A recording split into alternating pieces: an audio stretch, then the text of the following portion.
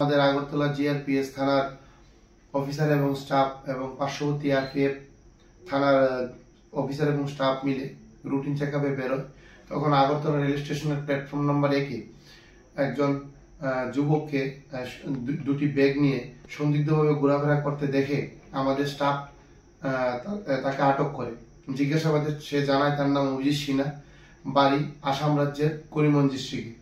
তার কাছ থেকে দুটি ব্যাগ উদ্ধার হয়। ওই ব্যাগগুলি সার্চ করে অবৈধ গাঁজা পাওয়া যায়।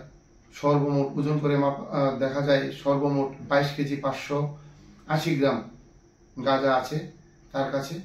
তারপর সেই গাঁজাগুলি তার থেকে উদ্ধার সিজ করা হয় এবং তাকেও ডিটেন করা হয়। তারপর তার বিরুদ্ধে একটি এনডিপিএস ধারায় একটি মামলা নথিভুক্ত করা হয় আগরতলা জিআরপিএস এ। বর্তমানে সে আগরতলা জিআরপিএস এ কাস্টডিতে তার ইন্টারোগেশন চলছে। যে গাঁজাগুলি উদ্ধার করা হয়েছে তার কালোবাজারি মূল্য হবে প্রায় 3.5 থেকে 4 লক্ষ টাকা। প্রাথমিক তদন্তে সে জানিয়েছে সেই গাঁজাগুলি আগরতলা থেকে ট্রেনের মাধ্যমে বহিরাজ্যে নিয়ে যাচ্ছিল অবৈধভাবে আরো বেশি পয়সা কামানোর জন্য।